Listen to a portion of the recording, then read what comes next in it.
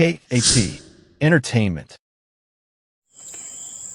မိုးသားကောင်းကင်ကြီးအောက်မှာလူသူကင်းတဲ့တောင်ကုန်းလေးပေါ်မှာ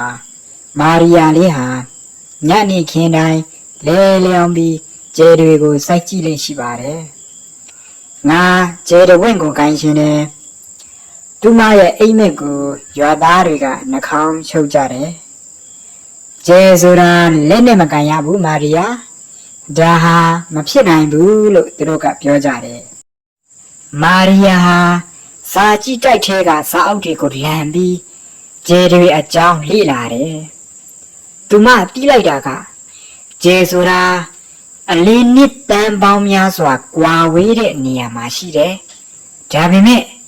သူမရဲ့စိတ်ထဲမှာတော့ငါဒါကိုရမယ်ဆိုတဲ့စိတ်ကအားတင်းနေတယ်။ဒီနေ့မှာရွာကိုလာတဲ့သိပ္ပံပညာရှင်အဘိုးတယောက်ကသူမရဲ့အိမ်မက်ကိုကြားတော့ကျဲကိုလက်နဲ့ကင်လို့မရဘူးဆိုပေမဲ့မင်းရဲ့နာမည်ကိုတော့ကျဲတပွင့်ပေါ်မှာရေးထိုးလို့ရတယ်လို့ပြောလိုက်တယ်။အဘိုးရဲ့အကူအညီနဲ့မာရီယာဟာ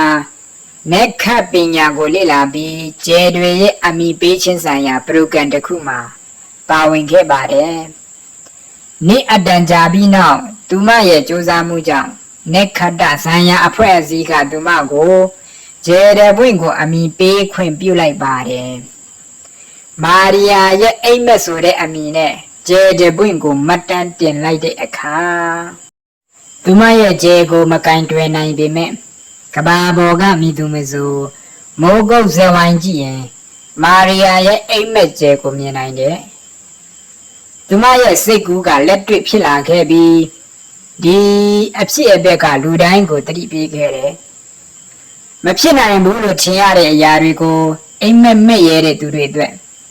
ကဘာကြီးကအမဲနေရခြံထားတယ်။မာရီယာလိုပဲသင်ရဲ့မဖြစ်နိုင်ဘူးထင်ရတဲ့ရည်မှန်းချက်ကိုဘယ်လိုအကောင်အထည်ဖော်မလဲ။လူတိုင်းဟာအိမ်မက်ကိုစီထားရှိသင့်ပြီး